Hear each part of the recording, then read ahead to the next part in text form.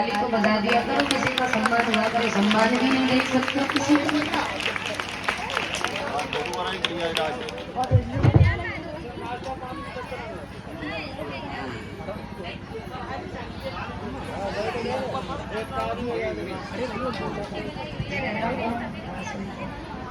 हम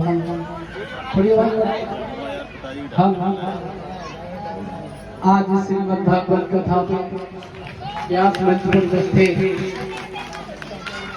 बड़ी बहन लक्ष्मी शास्त्री जी और उनका पूरा स्टाफ, करहल से चल के आए बड़े भाई नीतू प्रधान जी, हम सबके साथ और हम सबकी एक अलग पहचान रखने वाले, समय समय पर मनोबल बढ़ाने वाले सनोज मामा जी, और जिनके माध्यम से आज आप लोगों के बीच में आने का अवसर मिला है, रिंकू भैया जी।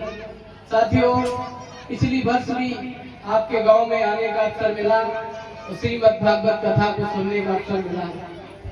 आज मुझे उम्मीद है मेरी बहन ने कोई कसूरी नहीं छोड़ी होगी, 7 दिन के अंदर अच्छी बुरी बात बताई होगी कि मनुष्य जीवन में हमारे जीवन में बहुत संघर्ष आता है, बहुत विपत्ति आती है, लेकिन भागवत कथाओं के माध्यम से महान पुरुषों की चर्चा होती है। साथियों, भागवत कथा, भागवत का मतलब होता है भा माने भक्ति, गा माने ज्ञान और बा माने वैराग्य और ता माने त्याग।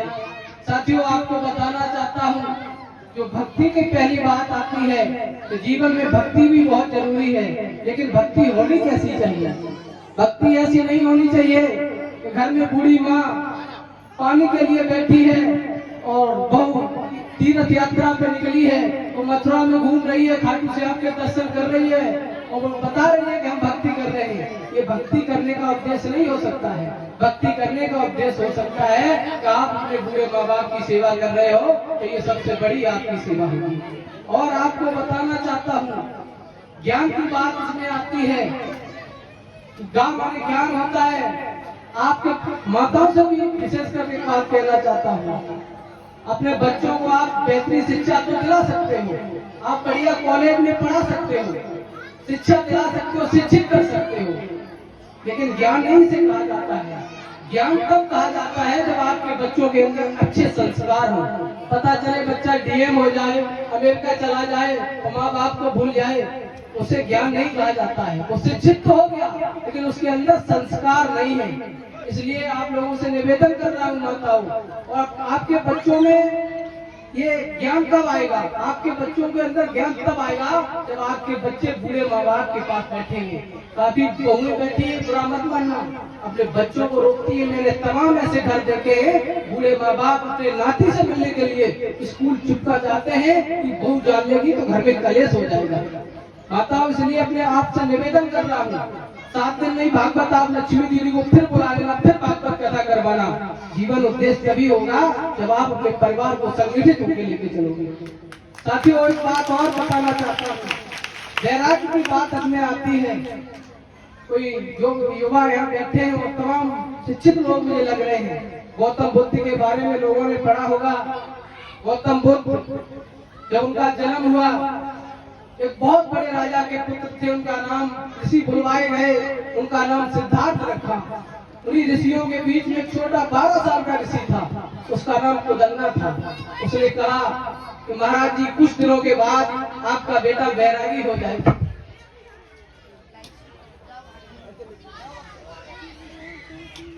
बता दिया कि आपका बेटा बैरागी हो जाएगा। तो राजा ने कहा, अकेला पुत्र है, बहुत संपत्ति है, बेटा अगर संत हो गया तो जीवन बेकार हो जाएगा। बेटा ने कुदन्ना से कहा कि महाराज कोई ऐसी बात बताओ जिससे हमारा बेटा सन्यासी की दुनिया में न जाए। तो महाराज कुदन्ना ने कहा, इसके जीवन में पीड़ा नहीं होनी चाहिए, जिस दिन इसके दिल में पीड़ा जागी उसी दिन ये बैरागी की दुनिया में चला जाएगा।